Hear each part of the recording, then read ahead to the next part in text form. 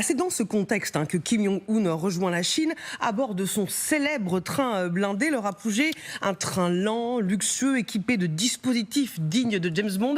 Racontez-nous. Oui, Kim Jong-un est arrivé à Pékin, on le sait depuis ce matin. Et oui, il a pris le train pour s'y rendre. Comme le montre cette photographie, regardez, qu'on diffuse depuis tout à l'heure, publiée par l'agence officielle nord-coréenne KCNA. Il est sur le quai, il fume une cigarette, vous voyez, avant de monter dans un wagon, en toute simplicité, si je puis dire.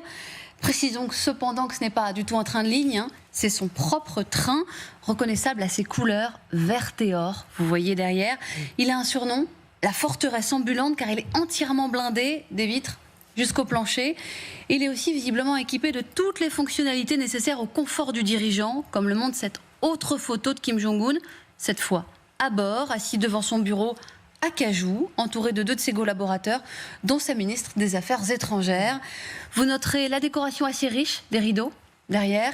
Vous noterez aussi qu'il a l'air particulièrement réjoui de ce voyage. Il a une mine particulièrement réjouie. Un voyage pourtant fastidieux. Kim Jong-un est parti hier de Pyongyang. Il a traversé la frontière dans la nuit. Il est arrivé à Pékin ce matin. Vous voyez les images de son train à l'approche de la capitale chinoise, soit des heures et des heures de trajet pour 1300 km parcourus. Le tout dans un train qui n'est pas un TGV. D'après les Sud-Coréens, il ne dépasse pas les 60 km/h en raison du poids des équipements de protection qu'il transporte, hélicoptères en cas d'urgence et armes d'assaut. Oui, c'était un déplacement très lourd. Alors, pardonnez-moi, je pense aux écologistes pour cette question, mais puisque c'est si compliqué, ce voyage en train est si lent, pourquoi il ne prend pas l'avion? Oui, 1300 km, parce que son avion, il en a un, serait trop vieux pour le trajet. Il s'appelle le Chamae-1, du nom de l'oiseau symbole de la Corée du Nord, le voici. C'est un vieil appareil soviétique, un modèle Ilyushin 62, que l'on ne voit plus guère en circulation dans les compagnies aériennes mondiales. Commentaire d'un responsable sud-coréen. Actuellement, seule une compagnie biélorusse l'exploite et encore exclusivement pour le fret. Si Kim Jong-un participait à un événement multilatéral à bord d'un avion aussi obsolète, les médias internationaux diraient « la Corée du Nord est restée bloquée dans les années 80 ». Plus pudiquement, l'avion nord-coréen n'offre plus nécessairement toutes les garanties de fiabilité. Et oui, selon les spécialistes. Ça veut dire qu'il ne vole jamais avec? Déjà, précisons que ce voyage à Pékin est le 9e voyage à l'étranger du leader nord-coréen depuis son accession au pouvoir en 2011. C'est peu, reconnaissons.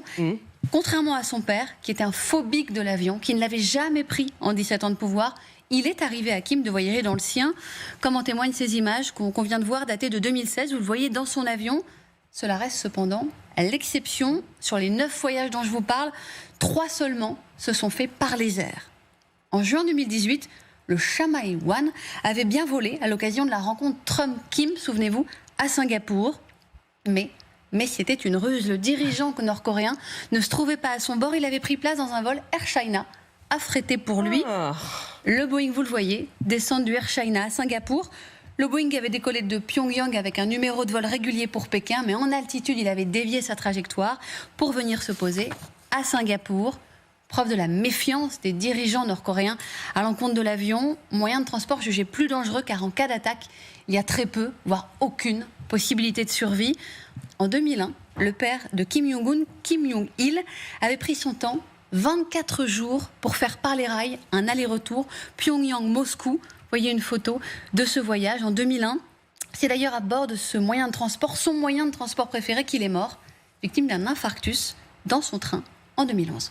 Merci beaucoup Laura pour ce rappel historique passionnant. Pierre Rigoulot, je rebondis. Je voulais simplement ajouter qu'il y avait une tradition, mais vous m'avez coupé l'herbe sous le pied, mais on est dans un monde où tout le monde se méfie de tout le monde. N'oubliez pas quand même que Kim Jong-un est arrivé au pouvoir en liquidant son propre oncle. Donc les problèmes peuvent arriver de gens qui vous sont très proches. Donc méfiance, et en particulier méfiance à l'égard de tout ce qu'on pourrait oublié dans un avion. Rappelez-vous quand même qu'un avion de ligne coréen avait explosé. 2 agents nord-coréens avaient laissé des bombes dedans. C'était à la fin des années 80. Voilà. Magali, Aurélien C'est Colson. que les images que diffuse l'agence de presse nord-coréenne depuis ce matin sont assez stupéfiantes. La décontraction de ce dirigeant qui sort très très rarement de chez lui, quand même, cette cigarette qu'il fume Très avant affiché, très affiché, voilà, ce sourire presque hilar en train d'être briefé par ses collaborateurs à l'intérieur du train, c'est vraiment finalement cette communication, c'est vraiment le retour dans le jeu d'un dirigeant paria qui normalement, vous savez, ne fait que des réunions en bilatéral, c'est-à-dire qui est invité, qui va voir Poutine seul. Là, ce qui est très intéressant dans ce qui va se passer dans les prochaines heures, c'est que c'est inédit qu'il se retrouve au milieu de 25 dirigeants. Donc c'est vraiment le retour sur la scène internationale de ce pays ostracisé et sous le coup de sanctions internationales. On est dans la communication Absolument. aussi, Bien sûr. Avec d'autres.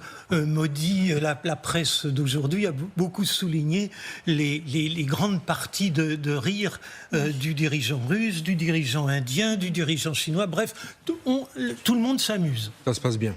Aurélien Colson. Je voulais souligner, on voit effectivement les images de ce dirigeant parfaitement hilar et souriant, mais est-ce que ça trahit quand même le fait de choisir de se trimballer dans ce machin blindé? C'est pas le souci de l'empreinte carbone, effectivement. C'est que ces grands dirigeants dictatoriaux vivent dans une trouille permanente. Une trouille permanente. Il faut se trimballer dans un truc pareil.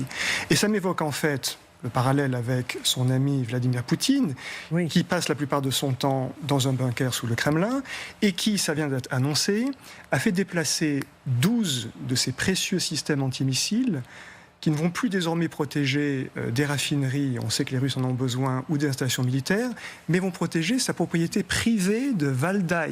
12 systèmes antimissiles, parce que Vladimir Poutine a la trouille.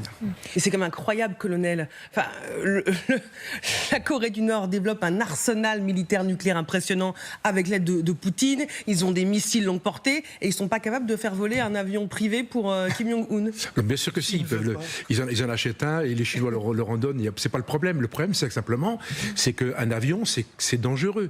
Vous volez, il y a des pilotes. Rappelez-vous Prigojine. J'allais dire, c'est le syndrome Prigojine. Mais oui, bien sûr. Août 2023, et l'avion se casse la figure.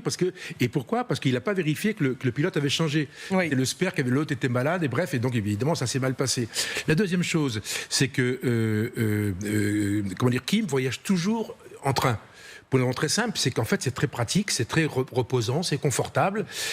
Ils ont été au Vietnam, il y avait un grand sommet avec Trump au Vietnam, rappelez-vous, en février 2019. Il y avait 4000 km, ils ont été en train entre la Corée du Nord et le Vietnam. Là, on a je crois, 40 ou 50 heures de vol, ou 60 heures de déplacement. Là, on est sur des déplacements complètement incroyables. Le deuxième point, ça me rappelle en fait simplement Adolf Hitler, qui avait un train spécial, je ne sais pas si vous vous rappelez de lui, et je parle du train, et bien évidemment, il voyageait en train tout le temps, pour les questions de sécurité, mais aussi des questions politiques. C'est que le train va s'arrêter, il va dire bonjour à la population, ces gars-là ne sortent jamais de chez eux, il est toujours dans son bunker, et donc il fait de la politique. Il a le sentiment, en fait, d'être, à mon avis, très moderne quand il fait ça. Parce qu'aux fenêtres, il fait un petit coucou, vous voyez, il remonte à la gare, il descend avec son train, c'est le musique. En fait, c'est la politique à l'ancienne, mais rénovée à la mode nord-coréenne, quoi. Magali. On parle de Donald Trump, et c'est vrai qu'on pourrait se demander comment est-ce qu'il juge ces images-là, parce qu'on sait qu'il y a quelques jours, il a tendu la main, parce qu'il rêve de refaire justement une grande réunion avec le dirigeant nord-coréen, avec lequel manifestement il a vécu une espèce de bromance. En tous les cas, c'est comme ça qu'il le décrivait lors de son premier mandat. Il avait dit, j'espère refaire la même réunion.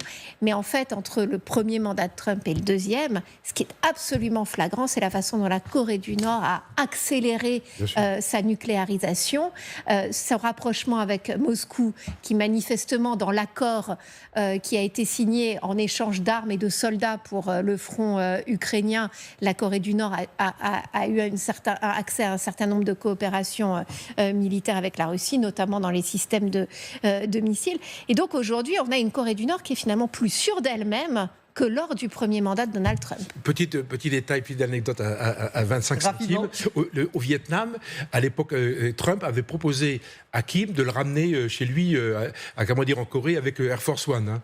Ah, c'est vrai. C'est juste, j'aime la parenthèse. Un mot, Laura. Ouais, dans le sens de Magali sur la nucléarisation à marche forcée, 35 ogives il y a 5 ans, estimé en Corée du Nord, 50 à 60 aujourd'hui.